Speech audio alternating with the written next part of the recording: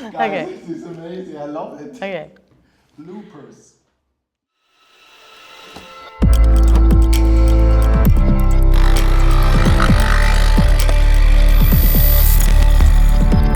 Espresso Talks by Sphere Energy. Hello, everyone, and welcome to Espresso Talks. I'm here today with Lukas and Luca, the two co-founders of Sphere Energy, and we're here to talk a little bit more about their vision, about our vision at Sphere and our claim. So the claim of Sphere is to accelerate the development process of battery-powered products. And we believe that data and AI plays a crucial role in that. Can you explain why you think that? Sure. It's great to be here, Amy, and to kick off this awesome podcast with Lukas and with you, Amy. Absolutely, you're right. That's our vision, right? And the core of our vision is, I believe, is to make Europe and the US competitive again in this market, right? There is the market, the battery-powered product market, the EV market in particular is super competitive, right? Our Asian colleagues or Asian competitors, they develop an EV in, I think, 18 months. And it takes us in Europe 3 to 4 years, right? And I think we need to change that. And that's our vision. We believe that AI has to play a key role in enabling this acceleration of development and making the European and the US car manufacturers competitive again. Well, this all sounds amazing, Luca. But maybe can you guys elaborate a little bit more why you think it's so important to accelerate this development process? Absolutely. I mean, the battery actually simplified the complexity when we take the car as an example right now. In a EV, you only have the car, the battery, the drivetrain, and much less complexity compared to an internal combustion engine. But somehow, the industry was not ready to produce these simplified products. And when we look at the production, at the product development process, this becomes very evident, right? If you take again the car as an example, the process was not made for an EV. The process, and as we all know it, the traditional V-shape model that the auto industry follows, was really made for a different development process. And we believe now that in the EV era, we need to develop in a more agile, in a more connected, in a more data-driven way. And that's why we believe sharing data from cell test, for example, is very important, not only for the test engineers, but also for the inverter team or for other units that are developing the car around the battery pack. And that's why we believe the product development process needs to be much more digital, much more connected, and much more AI-driven to speed up and catch up with the especially Asian manufacturers that develop a car in 18 months. And just to add maybe, right, I mean, it's not a nice to have, right? It's really not a nice to have now to rethink the development process. It's a necessity for us in Europe and the US. And yeah, I mean, it's really not something that we should maybe think about. We really believe that every company that develops a battery-powered product really needs to think about fundamentally how to introduce data and AI as a core competency in their value chain, or else we believe it's going to be tough. Sure. If I understand you guys correctly, I mean, I assume that the quality of the data is extremely important for that, right? So where do you feel like Europe stands there compared to Asia, for example? So that's a very good point, Amy. And I think everybody's talking about this sexy front-end and AI layer, but where the pain lies is in getting the right data and the right quality. And especially in large enterprises, this is not an easy task, right? You have many different system of records, you have many different data sources that are not structured, you have unstructured data, you have many different divisions, you have the human factor, obviously. So getting this all together and getting all this right is not an easy task. And we believe that this is where it all starts, right? For almost all the clients that we work with, if it is a car manufacturer or a cell manufacturer or a stationary storage company, it all follows the same pattern, right? We may be starting from the AI side of things, but we always end up at the data infrastructure, at the data pipeline, and at the data quality. And we believe this is the the key to success. And that's why we focus a lot in our services and our products as well at Sphere in managing the data and getting the data to a level where we thrive with AI in the end. And maybe we can use this battery tech center as an analogy, right? I mean, we always knew that the data we collect here will be a key value driver for us as a company, but also for the market. But it started with a huge pain, right? We collect approximately 2 terabytes of battery data while testing, validating those battery technologies. And it was just an urge for us to create advanced tools, advanced models and approaches to manage this data and draw insights from this data. And I think this is an analogy for the entire market. AI and value through AI always starts with good quality data. Sure. Well, thanks for elaborating. Maybe you talked a little bit about your different types of clients. I'm curious to know, are there any big differences? You see big gaps between, for example, manufacturers of battery cells or car makers in terms of those topics? Absolutely, we do. And I think this has mainly to do with the majority of the companies, right? You can imagine that a cell manufacturer that started maybe only a couple of years ago had basically a greenfield approach where they could build up their data infrastructure if they were thinking in this direction already early on. Whereas a car manufacturer that exists for decades, maybe even a century, has the challenge that they are working with legacy systems, with legacy mindset often. And these are two factors that obviously lead to different maturity levels along the data journey. So it's only natural to start at different stages for us and to work with our clients on different levels of maturity there. And just to stress this point again, I think you mentioned it. It's legacy system processes, but I think the most limiting factor is the legacy mindset, right? That people... The most difficult to overcome. Absolutely. And where do you start there, right? That's a challenge. And as Lukas mentioned, when you can start from scratch, like we did, or like often cell manufacturers or cell gigafactories can, then it's always easier to hire the right people and really nurture this new mindset that data is the value driver.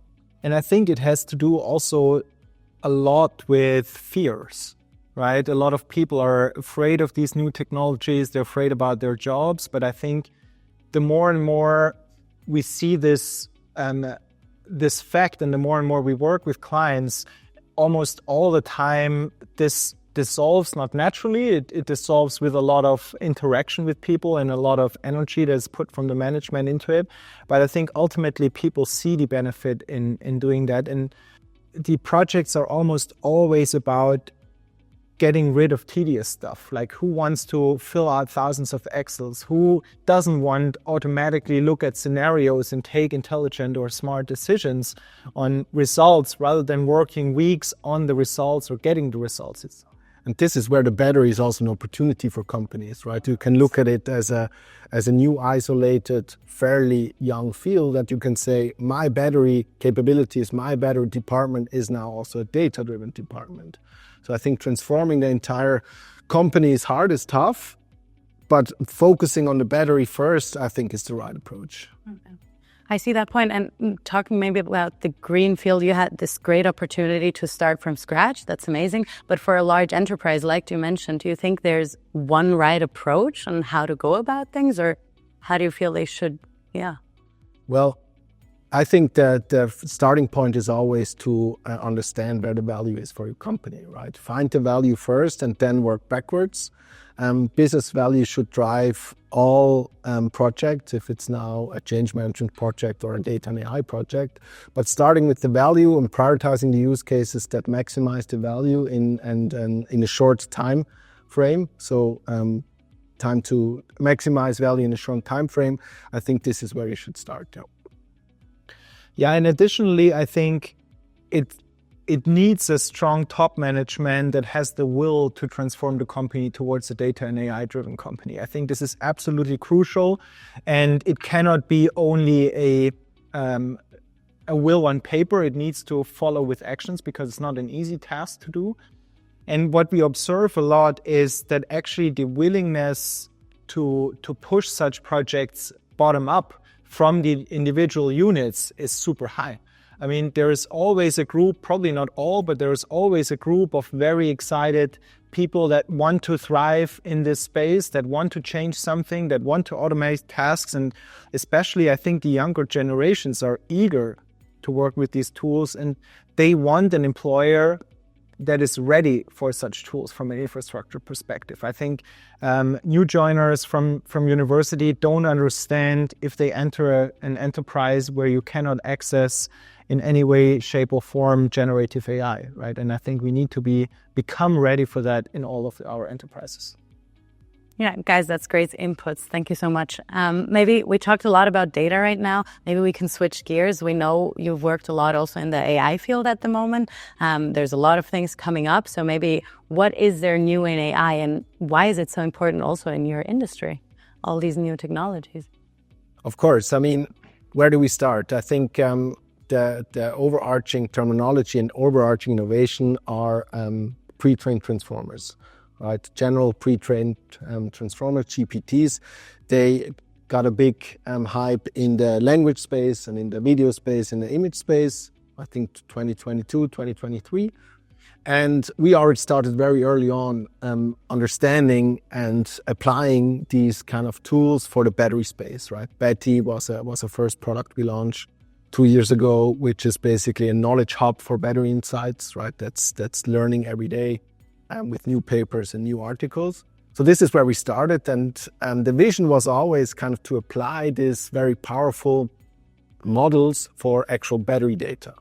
Because we have a lot of battery data, we collect, as I mentioned, approximately 2 terabytes of battery data every week, and we wanted to use those tools with this battery data, so apply our data to train and fine-tune those models. And this is really where we worked. Spent a lot of time, a lot of effort, a lot of resources, a lot of brain power as well with the entire team on developing these models, these general pre-trained transformers for time series data for battery data. Yeah, and I think this was not it's very important to mention what we did here, right? Everybody knows GPTs from language models, right? We all have used GPT 4.0 from OpenAI, for example. But for us, it was important to map this to time series data. Time series data is where on the x-axis is time and on the y-axis can be voltage, current, or whatever is the output of a battery test. And this was not a trivial task because obviously language is a unidimensional data point. And we had multidimensional data points. And in a battery, you have the electrical behavior, but you have also the thermal behavior. So we have multimodalities as well. And to come up with a way to vectorize, this is the mathematical transformation that you do to vectorize battery time series data into mathematical vectors that can be read by a transformer in the end, or that can be leveraged in the transformer architecture, was really where we spent a lot of time in the last 2 years. And I think we have come up with a pretty neat approach that works for dynamic and static data, because we have obviously in a battery test, we have static data around metadata around the battery cell, its design, its cell chemistry, and we have dynamic data, which is basically the response from the test. And we have come up with a way to do that and now leverage the compute efficiency, the compute power of these transformer models, the multimodality power, and really generate synthetic data on battery tests, basically. So we can simulate the aging, the temperature performance, and the temperature and the performance of a battery over its lifetime. And I think this will be a game changer, especially for the topic that we touched in the beginning, to speed up the development process of battery power products. I think this is where we need to make the link back to the data discussion we had before, right? We could only develop and leverage these tools because we have our data under control, right? I mean, we can only talk about these tools because we have these advanced data management tools and approaches. So I think this is one big part of our, let's say, asset, IP, know-how, how to transfer and how to manage battery data so you can fine-tune and train those models. And the second part of our know-how and assets and IP is the technology behind it, what Lukas mentioned, right? The actual foundation AI model. That sounds amazing, guys. I mean, thank you so much again. Can you maybe think of, 3 specific examples of benefits that come out of these models and maybe that are not only applicable in your field, in the battery industry, but maybe also to other industries? Sure. Maybe let me touch on the quality process, the validation process. Maybe you can talk about more the engineering side of things later. One big problem for everybody that is producing a battery-powered product here in Europe or in the US is that they're dependent, at least right now, on battery cells from Asia, mainly China. And so you basically, if you go about designing a battery-powered product, you look for the right cell that is capable of delivering the power and the performance and lifetime specs of your product in the end. And then you purchase this product, this battery cell, and then you basically need to, at one point, make sure that the quality matches your quality promise to your customer, right? So if your quality promise is a 10-year warranty or a certain mileage warranty on your car, you need to make sure that the battery cell can deliver this over its lifetime. So there starts a very long and costly validation process. Currently, how this is done is you put a battery cell into an environmental chamber to mimic basically climate conditions, and then you apply certain drive profiles. For example, you drive over the Alps in the winter, or you drive down to Spain in summer, or you, spend a winter vacation in Sweden, for example, to just mimic the different user behaviors. And then you basically test for several years this cell. It's already called accelerated testing, still takes several years, because in the end, you need to make sure, ultimately, as a car manufacturer, give a 10-year warranty on your product. And this process is not only long, but it also is very costly. And you can imagine if you want to develop a car in 2 years and test the battery in 4 years, the math doesn't add up. So we believe that these simulation tools now help tremendously in reducing this validation process down to, we believe it can be done in several months. We always need physical testing. We don't believe that any car manufacturer will release a car only based on synthetic data. So edge cases will always be tested. But we believe that a big chunk of the testing matrix can be simulated and therefore accelerates tremendously the innovation cycle, but also the go-to-market, the time to market for new products. Just to add, right, you mentioned in the end there, the innovation cycle, right? Lukas's use case is now that he described is when you select the cell and you want to validate faster. You want to guarantee the quality, but faster and cheaper. Now imagine that the cell supplier that from which you source the cell has now an innovation in a material, a new anode material, a new electrolyte that promises way better specs, right? In the legacy approach, how do you introduce now this new technology, right? Because a new technology needs to be tested, validated again for 3-4 years. And with our approach, with our accelerated approach, you can introduce new innovations, new technologies faster, right? To really stay on top of the battery innovation cycle as well when thinking about the application. And maybe a third case, because you wanted to have 3 value drivers, is in the engineering itself, right? Imagine you now need to engineer and design a battery pack for whatever, a power tool or a car or an eVTOL. You need to understand during the design process, how does my battery behave over its lifetime in terms of electrical performance, but also thermal. This is very important. And a third factor that was underestimated the last couple of years is the actual mechanical behavior of the battery. So how it swells, how it breathes, how it expands, reversibly and irreversibly. So there is already, during the engineering process, you would like to understand how does my battery age and how does it impact electrical, thermal, and mechanical behavior over time to basically design a pack that's not only good for the first 5 years, but that's good for the entire lifetime of battery. And as well here, simulating different scenarios, understanding the thermal, electrical, and mechanical behavior until end of life is very important during the design process. So I don't know about you guys, but my coffee is getting really cold. Those were some great insights. Maybe as a last point, looking forward, a future outlook into the car development roadmap. What can you give our audience? So maybe you can talk a bit about the roadmap and the strategy of Sphere to make it very short, not that your coffee is getting any colder. But one stream definitely is further developing our product, our AI models, right? A software asset, if you will. I think this is a big focus to then add new parameters, to your point, vertically integrate in the development process of a EV, for example. So from cell to module to pack, eventually then also to BMS, who knows? But that's one stream, right? Really focusing on the development of our product. And another stream, which is, in our opinion, equally important, is to help the customers transform their data management processes, also their mindset, so that they can eventually introduce to those AI models, right? To make them basically AI ready. That's kind of the second stream. Yeah, and how I see the car development or the battery-powered product development process in the future is I believe it will be very connected. Different units will have access to the relevant data. They will be all simulating different scenarios virtually, like we have it in crash testing already. Right? 20 years ago, nobody would have thought that we simulate majority of crash tests. Now we do.